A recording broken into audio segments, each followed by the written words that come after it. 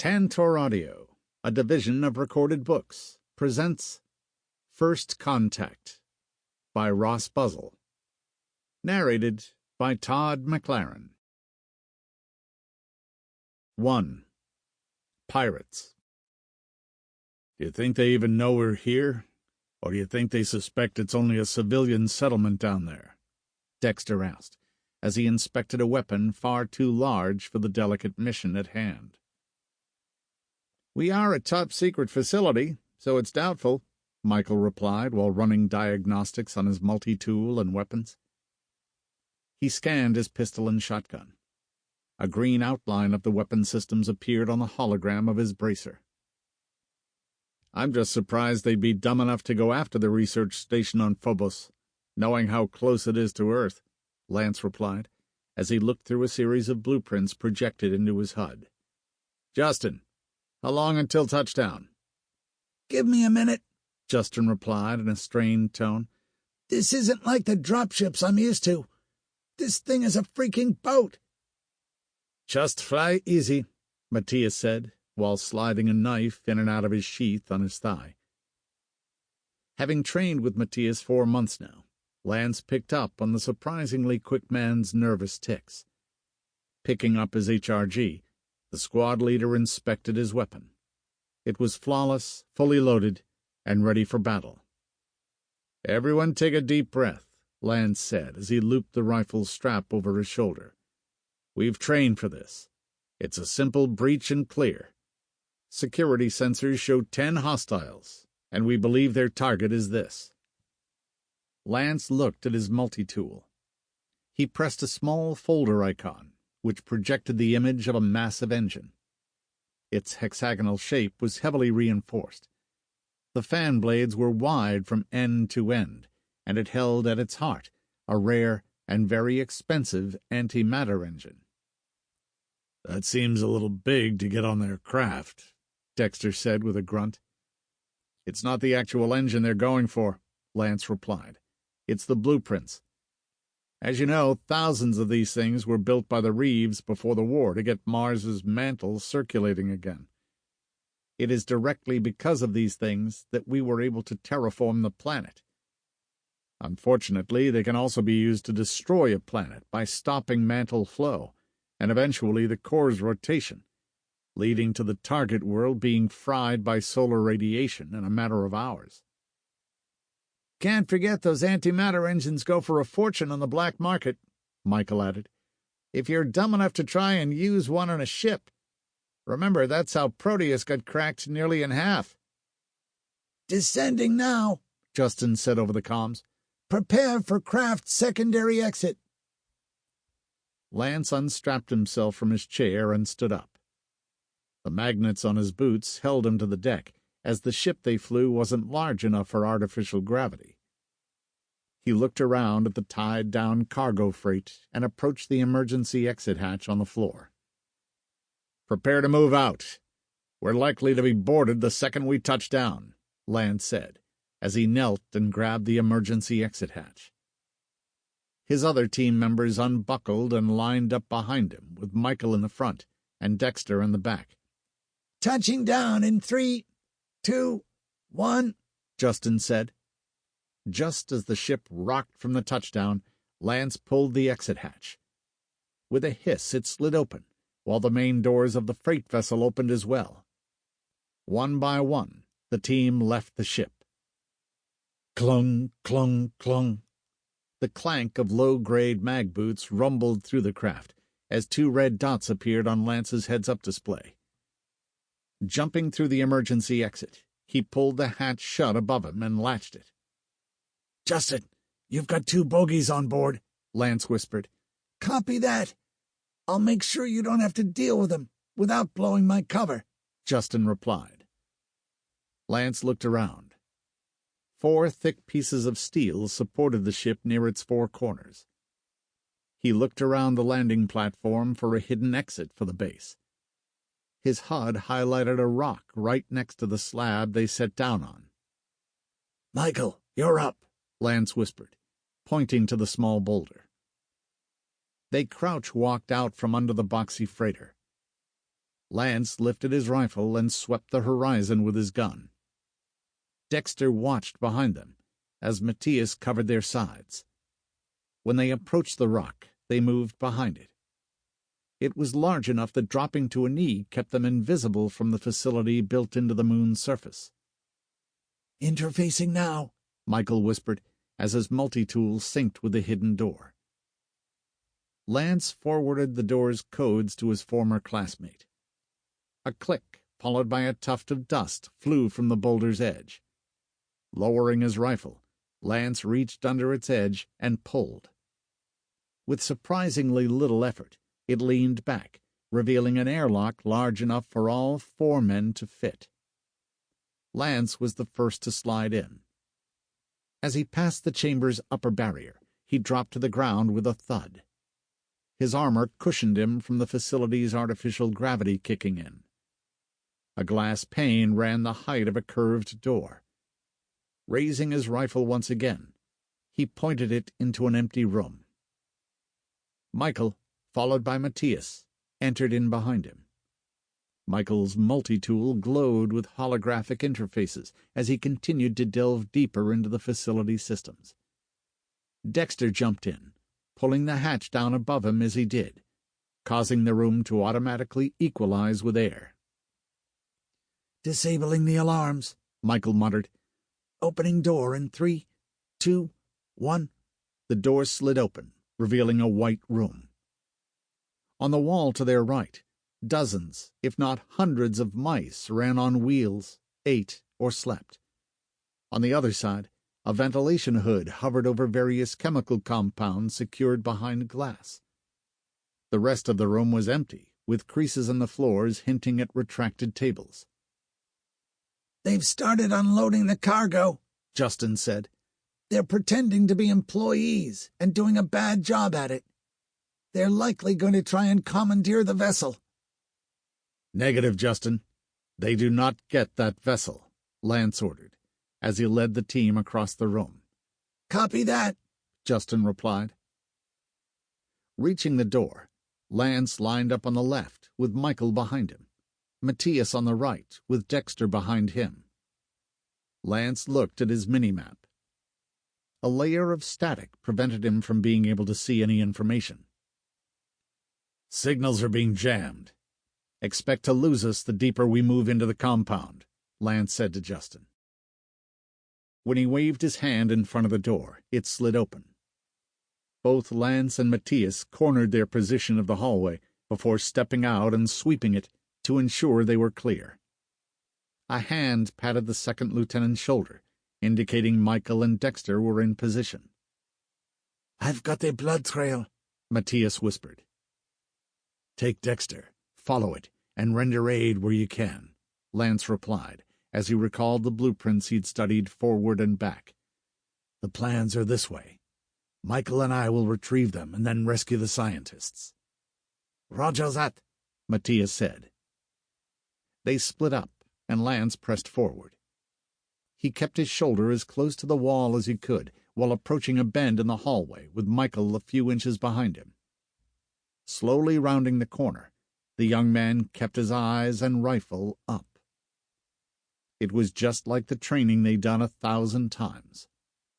With the endless repetition, his body reacted almost before his mind told it to. His heart rate beat evenly in the low 50s. The next corner was empty too. "We've got 2 injured scientists. One's pretty bad." Dexter's voice cut through the silence, rendering aid and getting what information we can. "There's a hidden elevator to our left, 10 yards, Michael whispered. "I'm picking up a void in the wall." "Is there any other way to get to the lab?" Lance asked, as he approached a metallic panel on the wall. He leaned back and counted the crease lines from the end of the hallway. 21. Holding his hand up to the panel, he gently pressed his palm against it. Just like the intel showed, it lit up with an arrow pointing down. "I hate elevators," Lance muttered, as he stepped back and raised his rifle. "So long as they don't have grenades, we should be fine," Michael replied. "Find some wood and knock on it. That's an order," Lance said, as he shot the tech a stern glance. "We're in space. There isn't an—" Michael paused. Tink, tink, tink. The sound of a glove rapping on spacesuit metal echoed through the hallway. Lance sighed and shook his head. "I was just following orders, sir," Michael said, while changing from his pistol to shotgun. Ding! The wall slid open to reveal a box barely big enough for both of them. A small spray of blood stained the back wall, with the grease from a forehead smeared just above it. Lance stepped in and looked in every corner. It was clear. Stepping back, he waved Michael on. With both of them inside, Lance pressed the button for the lower levels. Reaching onto his belt, the team leader grabbed a stun grenade and pulled the pin. Holding the detonator so the ordnance wouldn't blow, he pressed himself against the door's wall. Michael did the same. Having only one free hand, Lance lowered his rifle and drew his Oathkeeper. Ding! The door opened. Thwoom! A bright ball of light flew through the door. It hit the polished elevator wall, leaving scorch marks, but almost no damage. Without compromising his cover, Lance threw the stun grenade into the room. Whoosh! A blinding flash of light tore through the room, sending screams throughout the facility. Lance emerged from the elevator to see a man holding a shotgun, covered head to toe in thick metal plating. Noticing a tiny portion that was unarmored at the neck, Lance fired his weapon. In a spray of crimson, the pirate crumbled onto the ground like a tin can. Michael stepped out and fired as well. A flash of red spattered in the young man's peripheral. "Drop your weapons!" a man roared. Lance and Michael both turned toward the voice. A man in what looked like an armored exoskeleton designed for mining held a scientist by the throat with a strange, bulbous pistol in hand. The young man's heart jumped into his throat as he froze in place. He looked at his comrade, who shook his head. "Put your gun down," Lance ordered, before looking at the pirate again. His armor was crude, heavy, but most importantly, outdated. It still ran on hydraulics to move the heavy suit and rocks. Hoses arched around the armor and toward the back. Slowly, Lance lowered to a knee and set his pistol down, before holding his hand up and carefully dropping both his rifle and shotgun. Michael followed suit, putting his pistol and shotgun down, then made eye contact with the scientist and gave her a nod, as if to tell her everything would be okay. She swallowed hard and shook her head. "That's an interesting weapon you've got there," Lance said, as he slowly stood up. "I have allies who are powerful and wealthy," the pirate replied. "They've got access to things you've never even dreamed of." "You know, I actually think I might have seen that before," Lance lied. "Is that an Ascalon?" "Maybe it was one of the weapons in the lab?" Michael asked with a shrug. We haven't been able to solve for the overheating variable to effectively make plasma weapons," the scientists informed. "Shut up!" the pirate roared as he pointed his gun at Lance. Click, click, click, click. 4 rapid taps of the multi-tool undercut the pirate's words. A whistle sliced through the air as a silvery blur cut through the hydraulic line leading to the armor's gun arm. As the pirate's arm lowered, Lance flexed every muscle in his legs and dashed at his enemy. In a blur, the second lieutenant closed the gap between him and the hostage-taker. Slamming a shoulder into the pirate's chest, he ripped the scientist free. Lance grabbed the armor's breastplate as tightly as he could, and with a swift spin, threw the pirate into a wall, back first. The impact ruptured all of the hoses, sending fluid spewing in all directions as it confined the criminal into the suit, with no way to move. "In the lower labs, 3 pirates neutralized," Lance called out over his radio. "In the upper labs, 3 pirates neutralized, Dexter said. By neutralized, he means dead, Matthias chimed in. I don't think the 2 in my ship will be going anywhere anytime soon, Justin added. Are the plans secured? Lance looked at the scientist. She nodded as she pulled herself up. Affirmative, Lance replied. They're secure. Let's clean up our mess and take the survivors of this would-be raid back to base. Copy that, Dexter and Justin said in unison. Lance leaned down and picked up the strange weapon that was fired at them.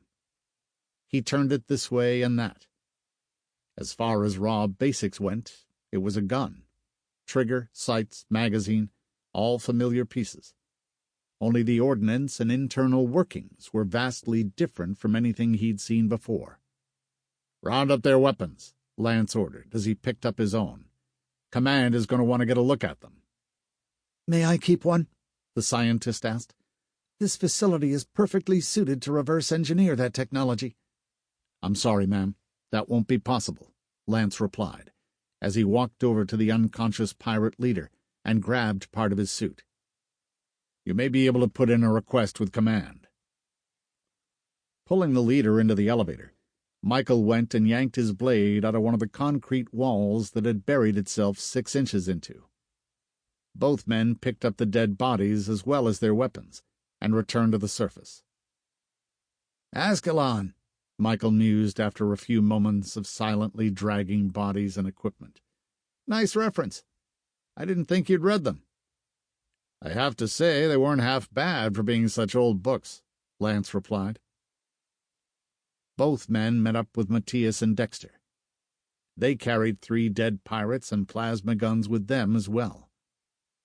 Opening the airlock, they made their way to the brutish rectangular ship that sat on the landing pad, as Michael scanned them for explosives.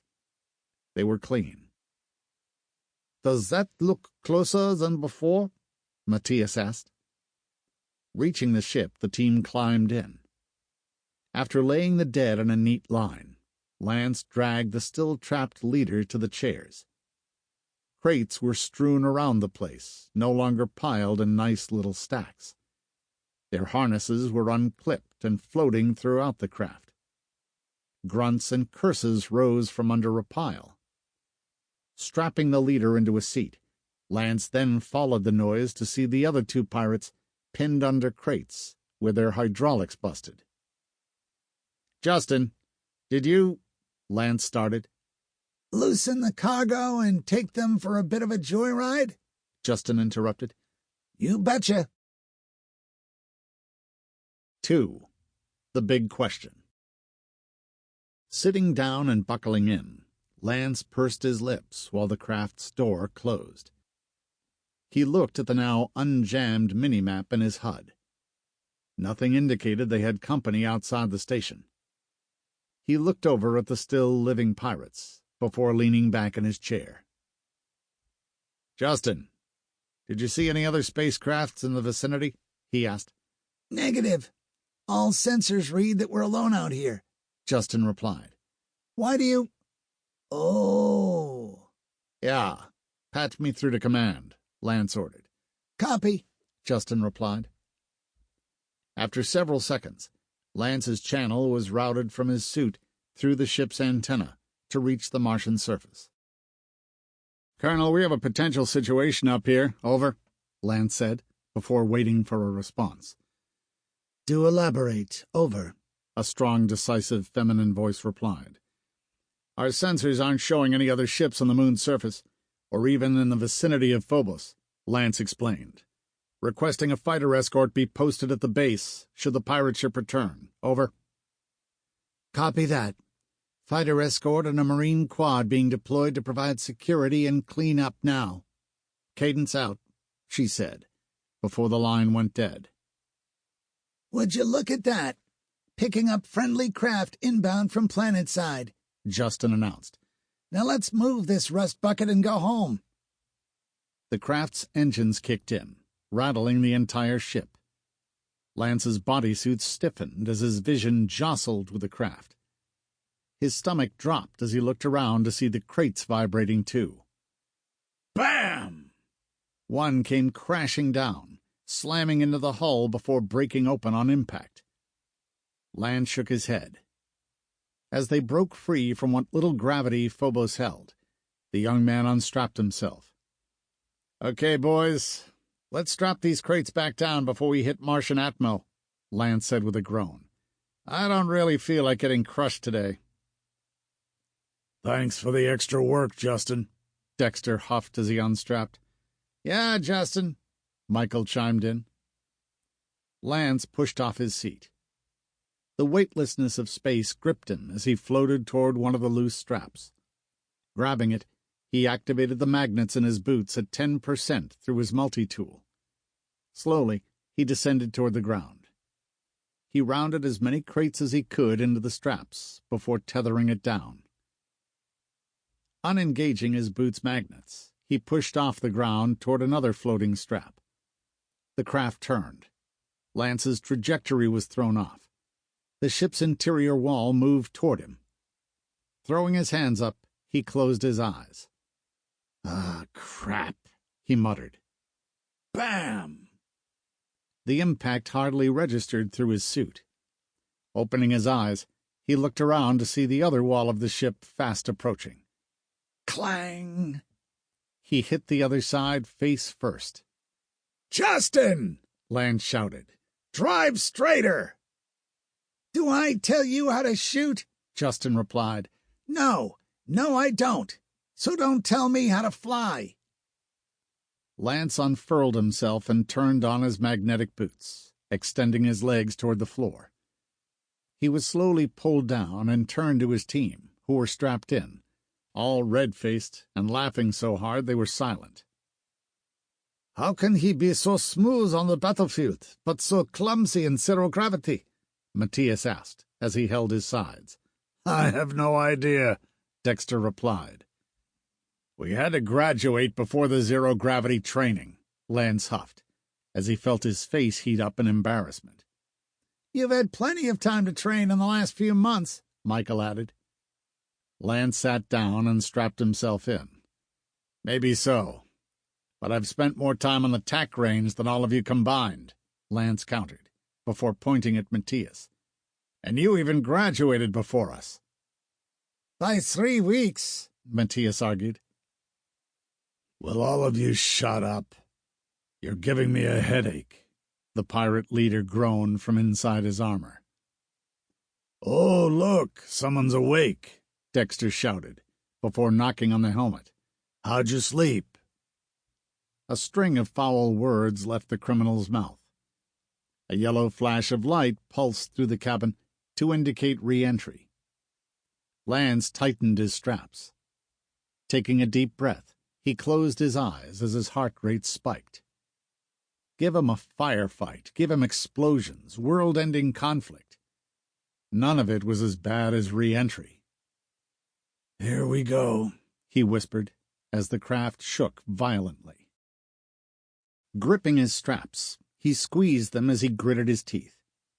The inferno that engulfed the ship roared throughout the vessel. A lightheadedness overtook Lance as he focused on his breathing, praying not to lose consciousness. As the ride smoothed out after full entry was achieved and the engines kicked back on, the young man opened his eyes and let out a sigh of relief. To his surprise, a respectful silence settled in from his team members. Engines whirred as their descent slowed before a gentle tremble passed through the craft. Lance unstrapped himself and stood up. Walking over to the pirate captain, he pulled the man to his feet and dragged him to the opening doors. Waiting for them was a slender-framed woman. She stood several inches taller than Dexter. Her limbs slightly elongated too, just enough to throw her appearance askew. 3 other soldiers in uniform stood next to her. A metal eagle with a shield on its chest and holding arrows was pinned to each side of her collar. Lance saluted her. She returned the gesture. "Second Lieutenant Warder," the colonel said. "Colonel Cadence," Lance replied. "This is their leader, from what I can tell by the paint job to his rig. 5 were killed in action. Their bodies are on the ship. The other two are trapped under crates. My guys are freeing them now. I'd suggest getting them out of their armor, though, because the hydraulics were damaged, so carrying them around will get tedious quickly. That's why you don't wear mining armor into battle, the colonel said, as she arched her brow. Also, they were using these, Lance added, as he held out the pistol. It shoots plasma somehow. He said he was backed by someone, but he wouldn't say who. Good work, soldier, Caden said as she took the pistol. Fulcher was right that I should put you in charge of a team right away. I doubt any of my other teams would have been able to keep the leader alive and bring back such useful intel. We'll take it from here. Yes, ma'am, Lance said. His back stiffened as he saluted her once more. She saluted back. A pallet mover floated toward them, controlled by the multi-tool of the engineer next to it. The colonel's security picked up the pirate and slung him onto the flat piece of metal. Dexter and Matthias emerged from the ship with the other two living pirates. Michael and Justin descended the ramp behind them. Colonel, might I suggest getting this craft fully serviced before its next undercover mission? Justin asked. The engine's cut out on re-entry from overheating. You have any idea how terrifying that is? I'll have the engineers work on that right away, Cadence replied, before turning her attention back to Lance. You took point on this. I'd like for you to be there for the questioning. Copy that, Lance replied. Let me put my weapons away and I'll head straight over to the interrogation chambers. With that, the colonel turned and escorted the trapped pirates to be questioned. Lance turned to his team, adjusting the strap to his rifle before offering his men a nod. Great job today, men. And Justin, were you serious about the engines cutting out? Lance asked. Of course not.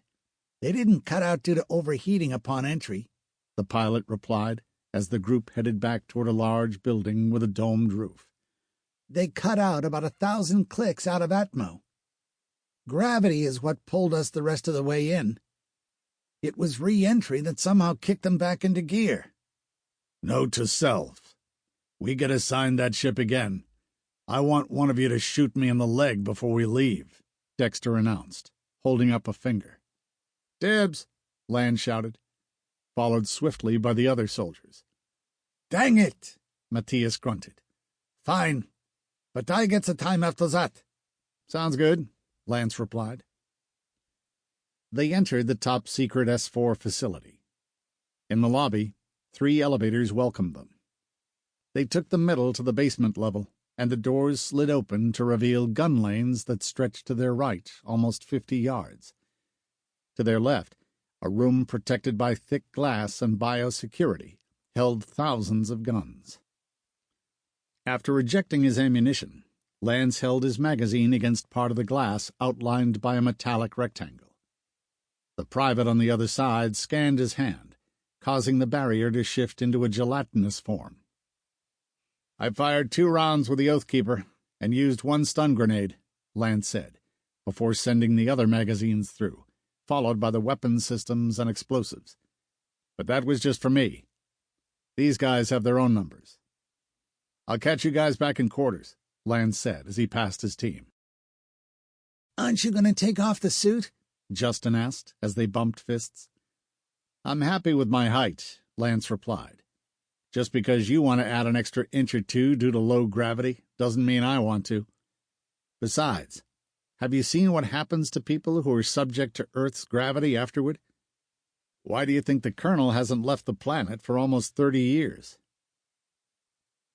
Entering the elevator, he took it back to the ground floor. Leaving the building, he stayed close to the outer wall while walking down its length. Looking around the base, he saw that civilian contractors and military personnel walked from building to building. Most of them were tall and lanky like the colonel, their limbs slightly longer than normal, and even a rare few whose skulls were more oval than round. That was how Lance could tell the difference between a human born on Mars rather than living on the planet for extended periods. Buildings and hangars dotted the landscape with verdant greenery growing in large. Sample complete. Ready to continue?